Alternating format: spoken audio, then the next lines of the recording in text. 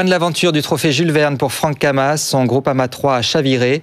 Lui et ses équipiers ont pu être récupérés sains et saufs par les sauveteurs en hélicoptère. Moins de 4 heures après le naufrage, dans des conditions météo difficiles. Franck Camas espérait remporter le tour du monde à la voile, en équipage et en moins de 50 jours. Mélanie Bertrand. À 140 km de la côte est de la Nouvelle-Zélande, c'est là que s'est terminé cette nuit le rêve de Franck Camas. Le skipper français ne gagnera pas cette année le trophée Jules Verne. Son maxi trimaran a chaviré à l'aube. Minuit heure française, Camas déclenche une balise de détresse et prévient par radio que son bateau s'est retourné. L'équipage se réfugie alors à l'intérieur de la coque centrale de Groupama 3. Vers 3 h du matin, un avion puis 2 hélicoptères arrivent sur place. Les 10 hommes sont alors élitroyés et rapatriés vers la Nouvelle-Zélande un peu après 4 heures. Les conditions météo étaient cette nuit assez mauvaises mais pas dramatiques, avec des creux de 5 à 7 mètres.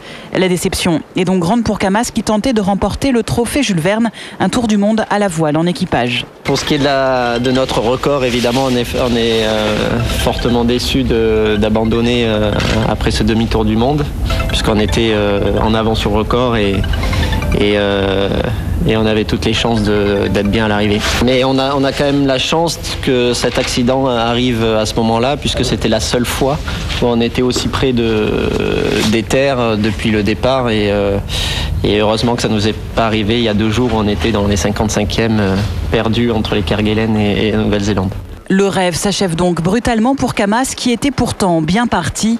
Après 24 jours de mer, il avait jusqu'à hier 1 jour d'avance sur le détenteur du trophée Bruno Perron.